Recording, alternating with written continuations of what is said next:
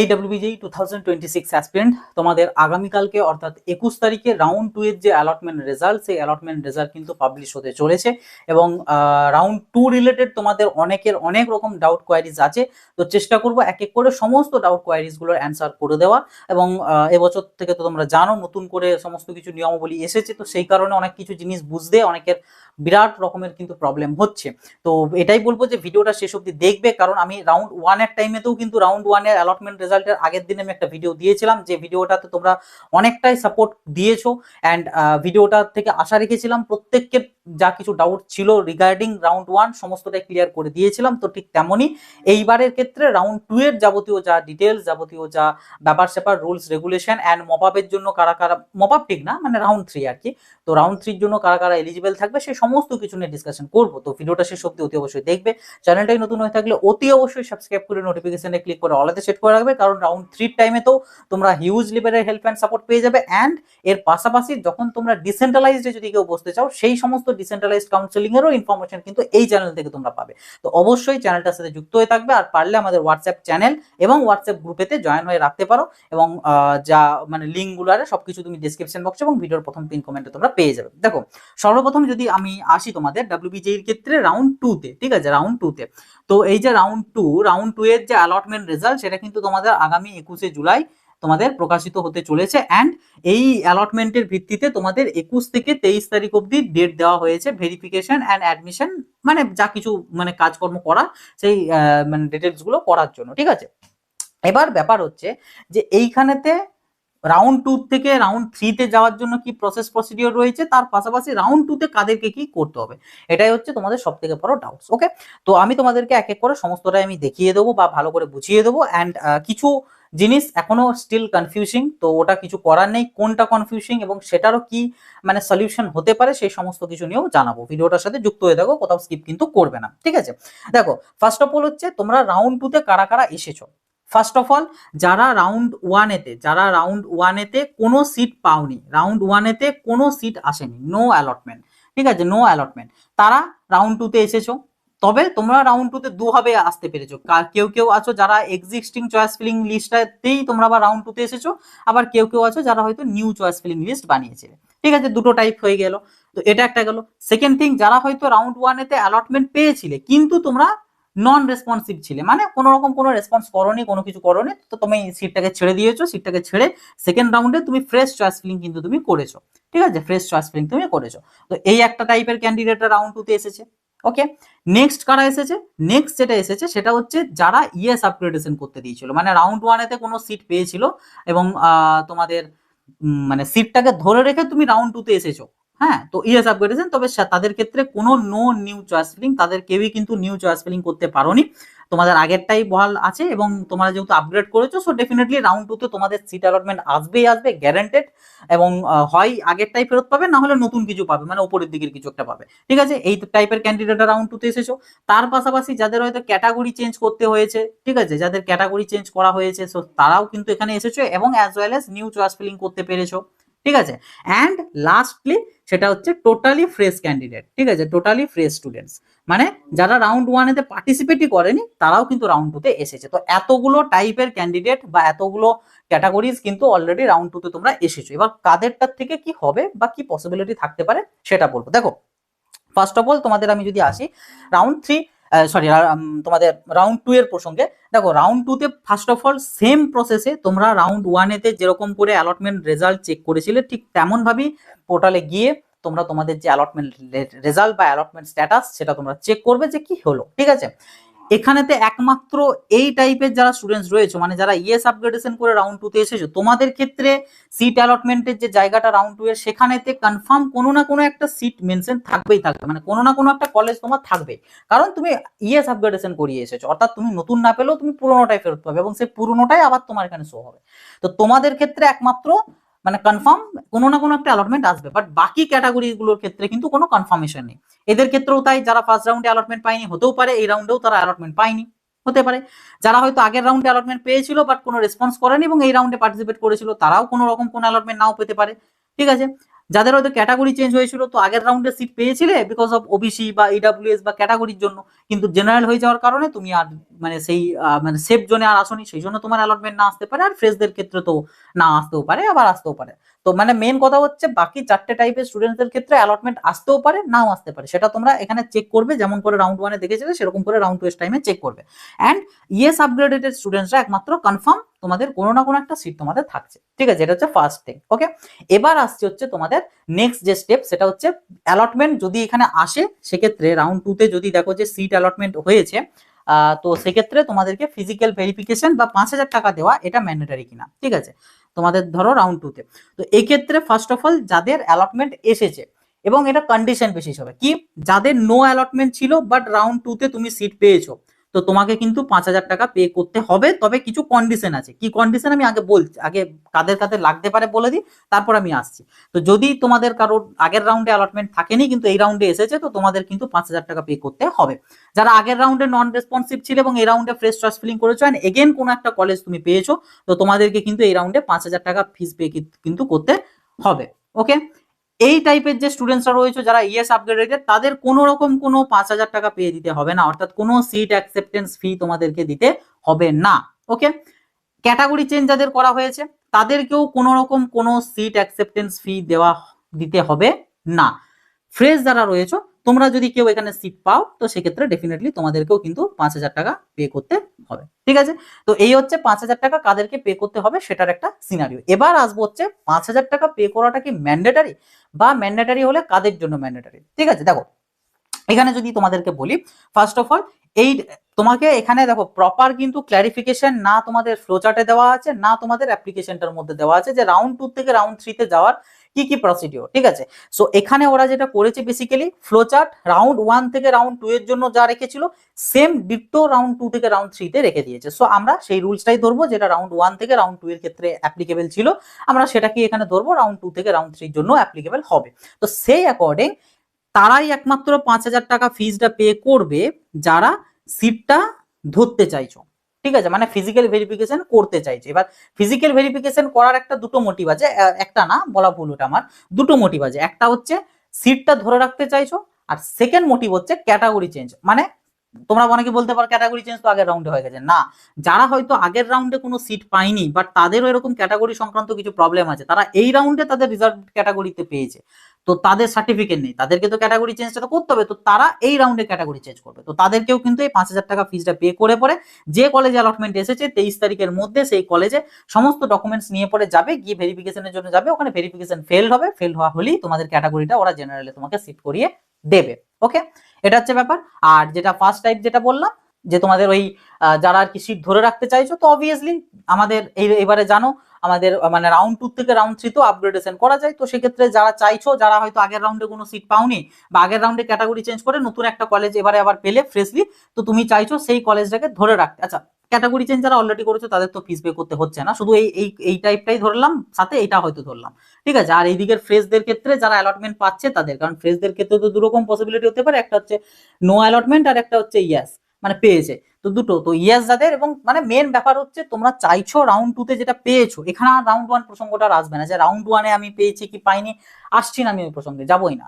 Round two তে তোমার যেটা এসেছে, তুমি যদি সেটা মনে করো যে আমি এটা ধরে রেখে পরে নেক্সট রাউন্ডে যাব, এইটা যে পজিশনে পেয়েছি আমি, হয়তো এটা 5 নাম্বার পজিশনে পেয়েছি, তো আমি রাউন্ড থ্রিতে দেখতে চাইছি 1 থেকে 4-এর মধ্যে আমি যে কলেজগুলো রেখেছি, যে কলেজের যে ব্রাঞ্চ, সেগুলো পাচ্ছি কিনা একবার দেখবো। যদি দেখি যে পেয়ে যাচ্ছি দেন ওয়েল এন্ড গুড, যদি না পাই তখন আমি যাতে এটা আবার ফেরত পাই, আমি সিটটাকে হারাতে চাইছি না, এবছর একই যা কাট অফ যাচ্ছে, তো সেই অ্যাকর্ডিং আমি হারাতে চাইছি না, তো তাদের ক্ষেত্রে কিন্তু 5,000 টাকা ফিস পে করে ফিজিক্যাল ভেরিফিকেশনে যাওয়াটা কিন্তু ম্যান্ডেটারি। ওকে, আশা রাখছি কাদের জন্য ফিজিক্যাল ভেরিফিকেশন ম্যান্ডেটারি এবং কাদের 5,000 টাকা ফিটা পে করতেই হবে এটা আমি ক্লিয়ার করতে পেরেছি, ঠিক আছে? এরপর আসবে হচ্ছে যাদের ধরো রাউন্ড টু তে এগেন নো অ্যালটমেন্ট এসেছে, তাদের কি করতে হবে। দেখো রাউন্ড টু তে যদি কারোদের যদি মানে আর কি কারো নো অ্যালটমেন্ট আসে, মানে কোনো অ্যালটমেন্ট আসেনি, এগেন তোমাদের কাছে সেম ভাবে দুটো অপশন থাকবে। তোমরা তো রাউন্ড থ্রিতে তো অটোমেটিক্যালি চলে যাচ্ছ, কোথাও কিছু করতে হবে না। আবার যেদিন তোমাদের রাউন্ড থ্রির জন্য কবে ডেট দেওয়া আছে জানো, আমি বলে দিচ্ছি দেখে, তোমাদের রাউন্ড থ্রির জন্য ডেট দেওয়া আছে হচ্ছে 24 থেকে 26 তারিখ। তো সেই 24 তারিখে তোমরা আবার মানে ওপেন করবে, ওপেন করে পরে তোমাদের কাছে এগেন এই দুটো অপশনই থাকবে। তোমরা যদি চাও রাউন্ড টু এর জন্য যে চয়েস ফিলিংটা ছিল সেই চয়েস ফিলিংটাকেই রাখতে, আদারওয়াইজ নতুন চয়েস ফিলিং করতে। ঠিক আছে, রাউন্ড ওয়ান আর সম্পর্ক নেই। অনেকে বলতে পারো যে দাদা আমি তো রাউন্ড ওয়ান থেকে এরকম মানে অ্যালটমেন্ট পাইনি, তো রাউন্ড টু তে আমি নতুন করে আবার চয়েস সাজিয়েছিলাম, তো আমি যদি নেক্সট রাউন্ড থ্রি তো সেম ভাবে তোমাদের কাছে একটা পপ আপে জানতে চাওয়া হবে যে তুমি আগেরটা রাখতে চাও নাকি মডিফাই করতে চাও। তো এখানে যদি আমি ইয়েস সিলেক্ট করি, সরি নো সিলেক্ট করি যে আমি মডিফাই করতে চাই না, তাহলে আমার কোনটা নেবে, রাউন্ড ওয়ান এরটা নেবে নাকি রাউন্ড টু এরটা নেবে? উত্তর হচ্ছে রাউন্ড টু এরটা নেবে। এখন আর রাউন্ড ওয়ান এর সাথে কোনো সম্পর্ক নেই, কারণ রাউন্ড টুটা অলরেডি তোমাদের হয়ে যাচ্ছে তখনকে, তো রাউন্ড টু এর সাথে সম্পর্কিত। তো রাউন্ড টু এ যেটা সাজিয়েছো সেটা এবারে কারোর যদি আগেরটা সেমই হয়, তাহলে তার ক্ষেত্রে রাউন্ড ওয়ানটা তুমি ইনডাইরেক্টলি ধরতে পারো, বাট মেনলি রাউন্ড টু এরটাই তোমাদের কিন্তু রাউন্ড থ্রিতে ক্যারি ফরওয়ার্ড হবে যদি কেউ এক্সিস্টিংটাতেই থাকতে চাও, মানে তখন পপআপটাতে যদি নো সিলেক্ট করো তো সেক্ষেত্রে তার রাউন্ড টু এরটাই কিন্তু অটোমেটিক্যালি ক্যারি ফরওয়ার্ড কিন্তু হয়ে যাবে। আর আদারওয়াইজ চাইলে নিউ চয়েস ফিলিংও করতে পারবে, অ্যান্ড দেন তারপর রাউন্ড থ্রিতে আবার নতুন করে দেখবে, যেটা আমি পরবর্তীতে রাউন্ড থ্রি টাইম আবার জানিয়ে দেবো। ঠিক আছে, তো এই হচ্ছে ব্যাপার যদি নো অ্যালটমেন্ট আছে। এগেন এখানেও কিন্তু নন রেসপন্সিভের একটা ব্যাপার কিন্তু রয়েছে, যেটা আমাদের ওরা ফ্লো চার্টের মধ্যে দেখিয়েছে, যেটা কিন্তু মানে অন্যান্য বছরও হতো, বাট এরকম ভাবে সিস্টেমটা ছিল না। যাই হোক, মানে রাউন্ড ওয়ানের থেকে রাউন্ড টু তে যেরকম নন রেসপন্সিভ থেকে রাউন্ড থ্রিতে যাওয়া গিয়েছিল, তো এইবারের ক্ষেত্রেও সেম জিনিসটাই হবে অ্যাকর্ডিং টু ফ্লো চার্ট। ঠিক আছে, যে যদি কেউ রাউন্ড টু তে কোনো সিট পাও, ঠিক আছে, মানে রাউন্ড টু তে আবার কিছু তুমি তো মানে চয়েস ফিলিং করেছিলে নতুন করে, অ্যান্ড সেই অ্যাকর্ডিং রাউন্ড টু তে তুমি নতুন কিছু একটা কলেজ পেয়েছো, বা আগের রাউন্ডে যেটা পেয়েছিলে হয়তো সেটাই আবার ঘুরে পেয়েছো, মানে যেটা খুশি হতে পারে। তো যেটা পেয়েছো আর কি রাউন্ড টু তে, তো সেইটাতে তুমি যদি স্যাটিসফাইড না থাকো অ্যান্ড তুমি যদি চাও যে না আমি সিটটা ধরে রাখতেও চাইছি না, আমি রাউন্ড থ্রিতে আবারও ফ্রেশ ভাবে চয়েস ফিলিং করতে চাইছি, তো সেক্ষেত্রে তোমাদেরকেও কিচ্ছু করতে হবে না, তোমরা জাস্ট নট রেসপন্সিভ হয়ে থেকে যাও, মানে কোনো রকম কোনো 5,000 টাকা ফি পে করতে হবে না। তোমরা তো আগের রাউন্ডেও করোনি কারণ নন রেসপন্সিভ ছিলে, তো এই রাউন্ডেও তোমাদেরকে 5,000 টাকা ফি পে করার দরকার নেই, আর 5,000 টাকা ফি পে না করলে ফিজিক্যাল ভেরিফিকেশনের দরকার নেই। তোমরাও সেম ভাবে 24 তারিখ আবার পোর্টাল খুলে পরে ওই same yes or no select করে যেমন রাউন্ড টু এর ক্ষেত্রে করেছিলে সেরকম ভাবে চয়েস ফিলিং কিন্তু তোমরা চাইলে করতে পারো। আর যদি তুমি থাকো যে স্যাটিসফাইড, তো সেক্ষেত্রে চলে আসছে আবার আমাদের এই ইয়েস আপগ্রেডেশনের কনসেপ্টটা, যেটা আমাদের ফ্লো চার্ট অ্যাকর্ডিং বলা হয়েছে। সেটা কি, এখানে তো সেম সিমিলার টাইপে বলা হয়েছে, যদি কেউ রাউন্ড টু তে যেটা পেয়েছো সিট, ঠিক আছে, রাউন্ড টু তে যেটা পেয়েছো, এটা কিন্তু আমি বারবার বলছি এটার সাথে কিন্তু তোমরা অন্যান্য কন্ডিশন গুলো গুলাবে না। রাউন্ড টু তে সিট পেয়েছো মানে যেটা এসেছে সেটা হতে পারে আগের রাউন্ডে কেউ কোনো সিট পাওনি, এই রাউন্ডে পেয়েছো, হতে পারে আগের রাউন্ডে একটা অন্য কিছু পেয়েছিলে অ্যান্ড সেটাতে নন রেসপন্সিভ থেকে রাউন্ড টু তে আবার সেটা পেয়েছো, বা হতে পারে আগের রাউন্ডে যেটা পেয়েছিলেন নন রেসপন্সিভ থেকে এইবারে নতুন কিছু পেয়েছো, অথবা হতে পারে তোমার ক্যাটাগরি চেঞ্জ করে আবার মানে তোমার চয়েস ফিলিং অ্যাকর্ডিং যেটা পেয়েছো, বা হতে পারে ফ্রেশ চয়েস ফিলিং এর ক্ষেত্রে যারা করেছো তাদের, মানে আলটিমেটলি রাউন্ড টু তে তোমার যেটা এসেছে সেই যে সিটটা, সেই সিটটাকে তুমি যদি চাও যে না আমি সিটটা ধরে রাখবো, ধরে রেখে পরে আমি রাউন্ড থ্রিতে যাব, তো এটা কিন্তু পসিবল, যেটা অন্যান্য বছর কিন্তু পসিবল হতো না। অন্যান্য বছর রাউন্ড ওয়ান থেকে রাউন্ড টু তে এই শিফটিংটা পসিবল ছিল ইয়েস আপগ্রেডেশন করা, বাট রাউন্ড টু তে ফাইনাল ডিসিশন মেক করতে হতো যে আমি সিটটাকে কি রাখবো নাকি ছেড়ে দেবো। যদি কেউ সিটটা ছেড়ে দিত তাহলে কিন্তু সেই সিটটা রাউন্ড থ্রিতে অ্যাজ এ ভ্যাকেন্ট সিট হিসাবে চলে যেত, না ওটা অন্যান্য জনদের মধ্যে আবার ভাগ হয়ে যেত। কিন্তু যদি কেউ চাই যে আমি সিটটা ধরে রাখবো, সেটা অন্যান্য বছর পসিবল হচ্ছিল না। ঠিক আছে, বাট এই বছরেতে according to flow chart and also আমি মানে ফোন করা হয়েছিল, ওখান থেকেও এটা জানানো হয়েছে বোর্ড থেকে যে হ্যাঁ রাউন্ড টু থেকে রাউন্ড থ্রিতে আপগ্রেডেশন করা যাবে। তো সেক্ষেত্রে প্রসেস হচ্ছে সেম, তোমাকে কিন্তু 5,000 টাকা ফিটা পে করতে হবে, 5,000 টাকা ফি পে করে 23 তারিখের মধ্যে ফিজিক্যালি ডকুমেন্টস ভেরিফিকেশনে যেতে হবে। তবে হ্যাঁ, যারা অলরেডি তোমাদের ফি পে করা রয়েছে, যেমন এই ক্যাটাগরিটা যাদের অলরেডি ফি পে করা আছে, এই রাউন্ডে করতে হচ্ছে না, তো তোমরা জাস্ট যে কলেজটা আবার পেলে নতুন, সেই কলেজে চলে যাবে 23 তারিখের মধ্যে, যে পরে ইয়েস আপগ্রেডেশনের ফর্ম জমা দিয়ে দেবে, তাহলেই তুমি রাউন্ড থ্রিতে কিন্তু চলে যেতে পারবে। ওকে, আই থিঙ্ক আমি এই ব্যাপারটা বোঝাতে পেরেছি। অ্যান্ড এদের ক্ষেত্রেও তাই, নন রেসপন্সিভ যারা ছিল, তো তোমাদের ক্ষেত্রে এখানে আগে 5,000 টাকাটা পে করতে হবে, কারণ আমি আগেই বলে দিয়েছি যে তোমাদের ক্ষেত্রে লাগবে, তোমরা যদি সিটটা দিয়ে করতে চাও, তো সেক্ষেত্রে 5,000 টাকাটা ফি করে পে করবে, তারপরে রাউন্ড থ্রিতে যাওয়ার জন্য তোমরা কলেজে গিয়ে 23 তারিখের মধ্যে ফিজিক্যাল ভেরিফিকেশন করিয়ে ইয়েস আপগ্রেডেশন ফর্ম জমা দিয়ে তবে তোমরা রাউন্ড থ্রিতে যেতে পারবে। তবে এক্ষেত্রে আপগ্রেডেশনের যে নিয়ম থাকে সেই নিয়মটাই কিন্তু বহাল থাকবে। লাইক যদি কেউ 10টা 1 থেকে 10 অব্দি চয়েস ফিলিং করেছিল, তো তার মধ্যে রাউন্ড টু তে তোমার হয়তো 5 নাম্বার চয়েসটা তুমি পেয়েছো, 5 নাম্বার চয়েসটা, সো তোমার আপগ্রেডেশনের রুলস অ্যাকর্ডিং নেক্সট রাউন্ডে তোমার পসিবিলিটি 1 থেকে 4 এর মধ্যে যে কোনো একটা আসা, অথবা 5 নম্বরটা আবার ঘুরে আসা। তবে যদি 1 থেকে 4 এর মধ্যে কোনো একটা চলে আসে, তাহলে 5-এর যেটা পেয়েছিলে আগের রাউন্ডে সেটা তুমি ব্যাক করতে পারবে না, কোনোভাবেই পারবে না। তখন যেটা এলো সেটার উপর তোমাকে ডিসিশন মেক করতে হবে, কারণ রাউন্ড থ্রিটাই তোমাদের লাস্ট, ওর পরে আর কিছু নেই। কাজে হয় ওটাকে তোমাকে নিতে হবে, তা না হলে বাস তোমার হয় ডাইরেক্ট অ্যাডমিশনের ব্যবস্থা করতে হবে, নাহলে ড্রপ দিয়ে নেক্সট ইয়ার। তো এই হচ্ছে ব্যাপার।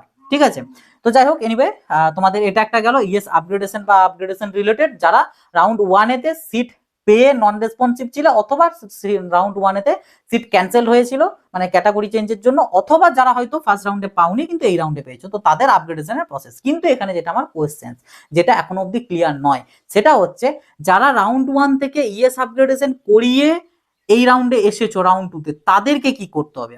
তুমি যদি এগেন তোমার ক্ষেত্রে এক্ষেত্রে দুটো পসিবিলিটি, যারা ইএস আপগ্রেডেশন করিয়ে রাউন্ড টুতে এসেছে তাদের ক্ষেত্রে দুটো পসিবিলিটি। একটা হচ্ছে আগে যেটা ছিল, ঠিক আছে, আগের সিটটাই আবার পেয়েছো, আগের সিটটাই আবার পেয়েছো, হতে পারে।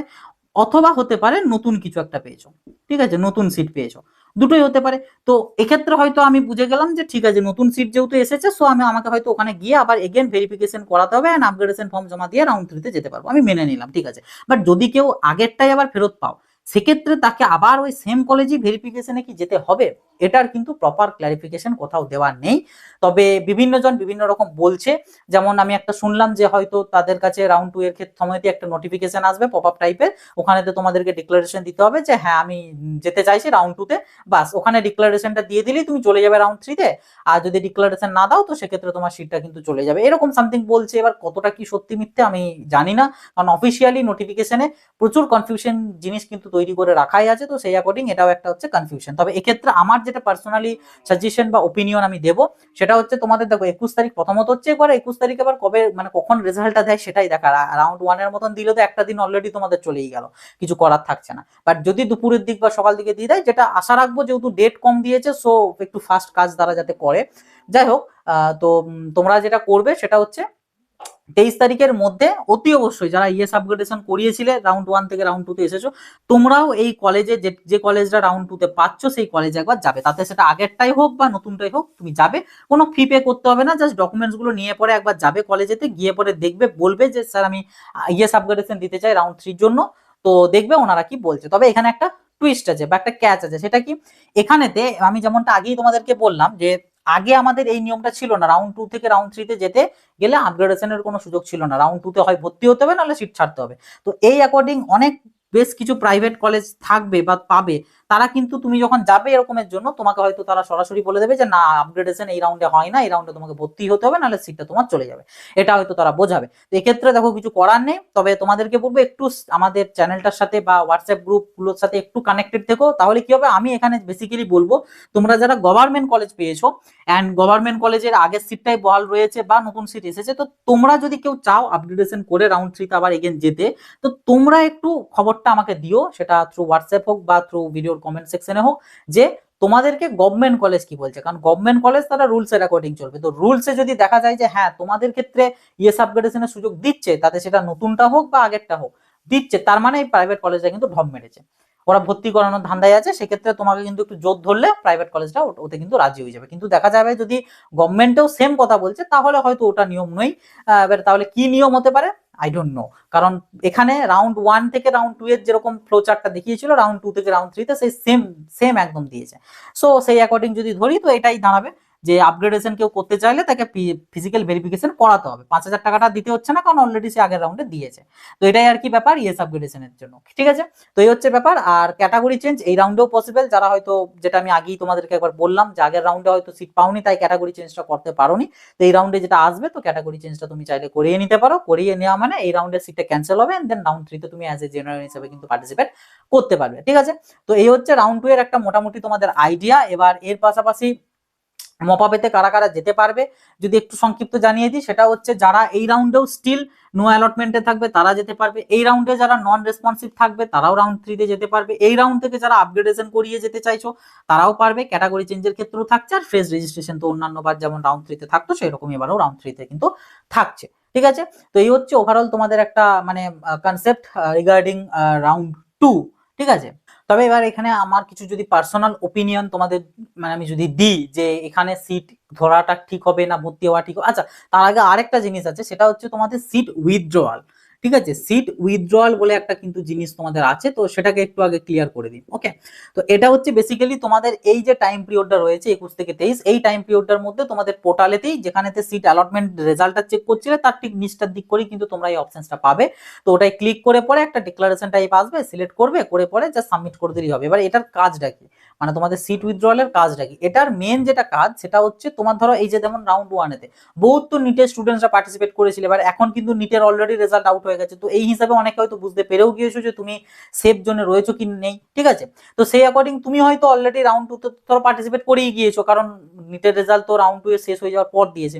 সো তুমি পার্টিসিপেট অলরেডি করে গিয়েছো, বাট তুমি দেখতে পাচ্ছ যে তুমি নিটেতে একটা সেফ পজিশন রয়েছে। সো তুমি আর চাইছো না এটাকে কন্টিনিউ করতে, এবং মানে কন্টিনিউ মিনস তুমি তো আপগ্রেডেশন করে এসেছিলে বা নন রেসপন্সিভ হয়ে এসেছিলে, তো সেক্ষেত্রে আপগ্রেডেশন করে এলে যে অলরেডি 5,000 টাকাটা যে ফিটা পে করে রেখেছিলে, সেই 5,000 টাকার ফি এর মধ্যে থেকে 4,000 টাকা ফেরত পেয়ে যাবে, ঠিক আছে। 4,000 টাকা ফেরত পেয়ে যাবে যদি তুমি সিটটা উইথড্রল করো। তবে সিট উইথড্রলের মিনিং হচ্ছে তুমি কিন্তু টোটালি ডাব্লিউবিজি এর কাউন্সেলিং থেকে কিন্তু এক্সিট করে যাবে, ঠিক আছে। মানে তুমি ডাব্লিউবিজি 2026 এর যে কাউন্সেলিং এর যে ফার্দার রাউন্ড রয়েছে অর্থাৎ রাউন্ড 3, এইটাতে তুমি কিন্তু আর পার্টিসিপেট করতে পারবে না, তুমি যদি আর কি মানে সিটটাকে উইথড্র করে নাও তাহলে। এবং সিট উইথড্র করলে 4,000 টাকা তুমি ফেরত পেয়ে যাবে, যেটা পরে আসবে নেক্সট ইয়ার প্রায় মার্চ এপ্রিলের দিক করে হয়তো তুমি টাকাটা পাবে, ঠিক আছে। তো এই হচ্ছে একটা সিট উইথড্রলের সিস্টেম। তবে কেউ যদি সিট উইথড্রল না করো অ্যান্ড রাউন্ড 3 তে যাও, তো তুমি কিন্তু আর 5,000 টাকাটা ফেরত কিন্তু আর পাবে না। তাতে তুমি ভর্তি হলেও পাবে না আর ভর্তি না হলেও পাবে না। ভর্তি হলে তো ওটা কলেজের সাথে অ্যাডজাস্ট হয়ে যায়, বাট ভর্তি না হলেও তুমি কিন্তু আর ফেরত পাবে না। টাকাটা ফেরত পাওয়ার উপায় হচ্ছে সিট উইথড্রল,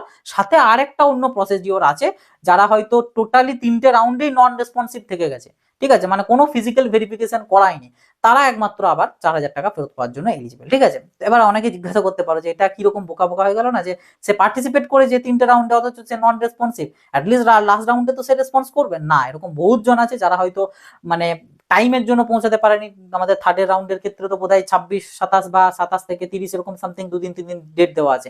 তো কারোর হয়তো একদম সুন্দরবন এরিয়াতে ঘর, তার কলেজ পড়ে গিয়েছে হয়তো আলিপুরদুয়ার কি কোচবিহারের কলেজ, তো তার সে যাওয়ার জন্য বেরিয়েছে, বাট ঠিক টাইমের ডেটের মধ্যে সে হয়তো পৌঁছাতে পারেনি, তো সেক্ষেত্রে তার সেটা নন রেসপন্সিভই ধরা হবে। তো এই যে ব্যাপারগুলো আর কি, তো এরকম অনেক কারণে কিন্তু অনেকে থেকে যায়, বা এই যে তোমাদের হয়তো রাউন্ড 2 তে সে সিট উইথড্র করলো না বাট নন রেসপন্সিভ থেকে গেল, তো সেক্ষেত্রেও সে কিন্তু এই টাকাটা পাওয়ার জন্য কিন্তু এলিজিবল। বাট যারা ভেরিফিকেশন একবার করিয়ে নিয়েছো যে কোনো একটা রাউন্ডে, তারা আর এই 5,000 টাকাটা ফেরত পাবে না, তাতে তুমি ভর্তি হও কি না হও, ঠিক আছে।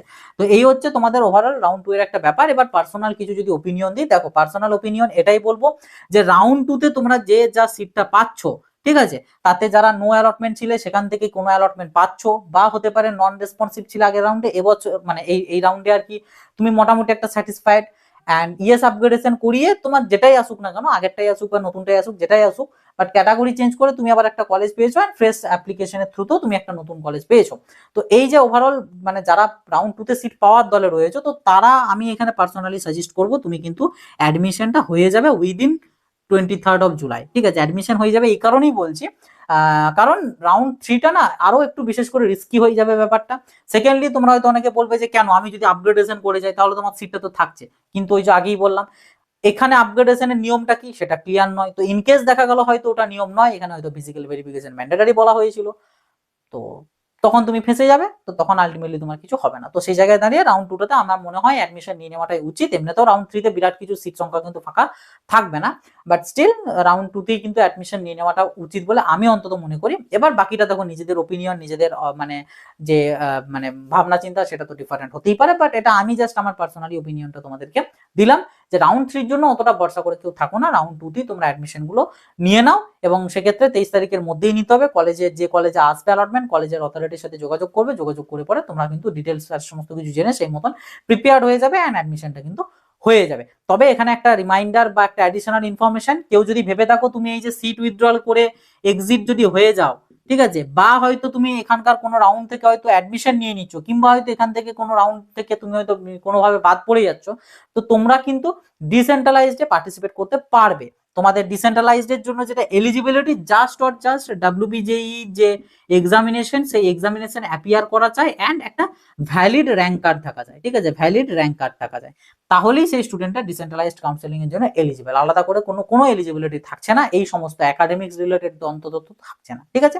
তো এই হচ্ছে তোমাদের ওভারঅল একটা ব্যাপার স্যাপার, এবং রাউন্ড 2 রিলেটেড যা কিছু যা কোয়ারিজ তোমাদের আসার কথা সে সমস্তটারই অ্যান্সার।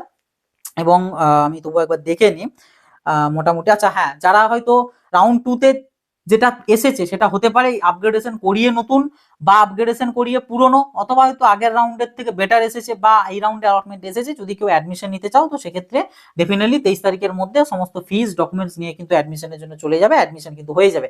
23 তারিখের পর কিন্তু এই সিটটার আর কোনো অস্তিত্ব কিন্তু থাকবে না। তো যা হবে 23 তারিখের মধ্যে, ঠিক আছে। সো এটা চলে গেল একটা তোমার অ্যাডমিশন। এইদিকে রিএস upgradation in existing choice already আমি কভার করে দিয়েছি।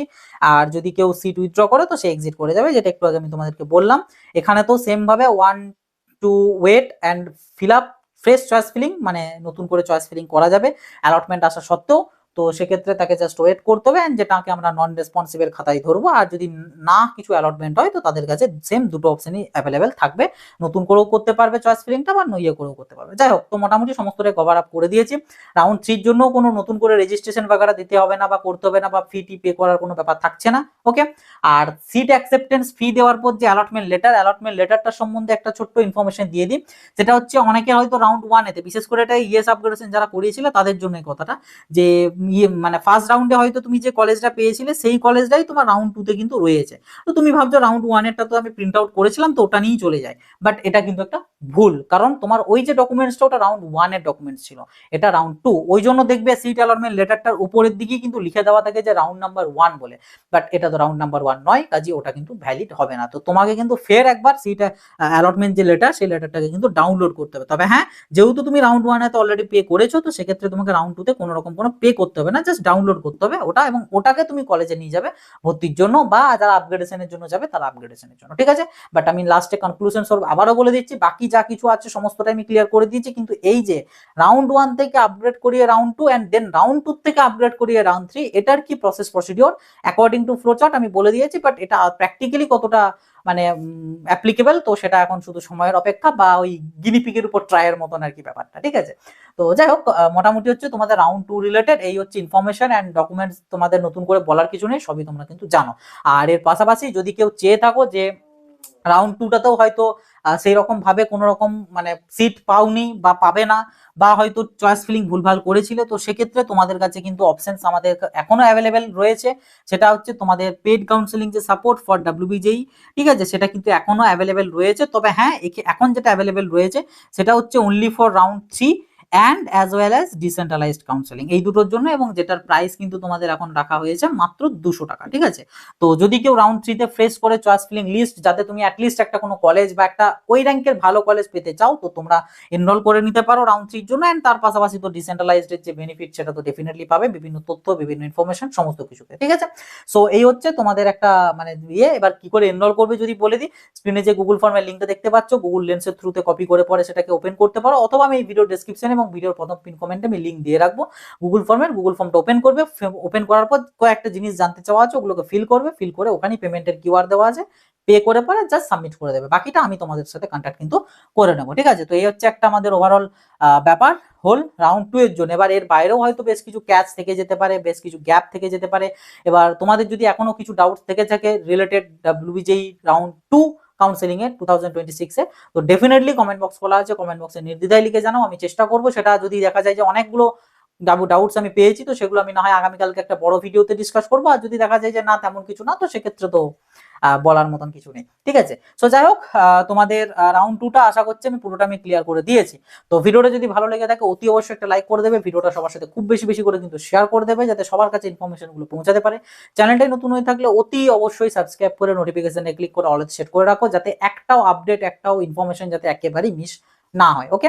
সো এই ছিল আর কি আজকের ভিডিও, এবং ভিডিওটা সবার সাথে খুব বেশি বেশি করে শেয়ার করে দেবে। আর বাস, চলো আজকে আবার দেখা হবে নতুন একটা ভিডিওতে। সকলে ভালো থাকবে, সুস্থ থাকবে, বাই।